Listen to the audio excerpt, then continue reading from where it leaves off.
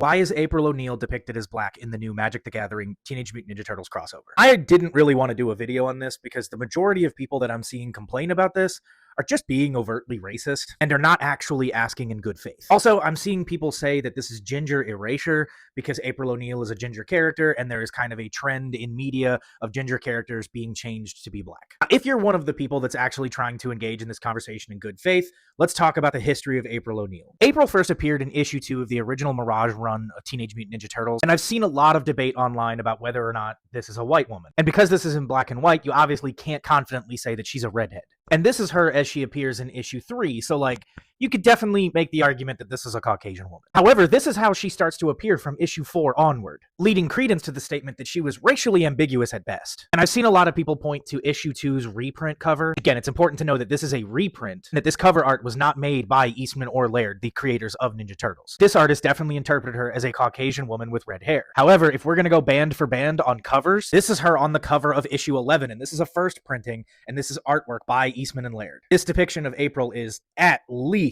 mixed race. Definitely not a ginger. By the way, April O'Neil's design was based off of the late April Fisher, Evan Eastman, the co-creator of Ninja Turtles' wife at the time, who, by the way, was mixed race. Also important to note that April O'Neil, as she was originally conceptualized, was supposed to be Asian. And then in 1991, she was depicted this way in the comic Turtle Soup. And this is the colorized version of that. I mean, again, you can interpret that any way you want. That's not a ginger. Now, yes, in several versions of the comic book, she is depicted as a white woman with orange hair. Like, several versions interpret her this way. The point I'm getting at is just that to say that she was always and consistently a white, orange-haired woman is just not true. And one of the arguments people lean on is the fact that her last name is O'Neil, which is Irish. To that, I just have to ask you, do you not think there are black people in Ireland? Do you not think that Irish immigrants can have families with black people in the United States and keep their names?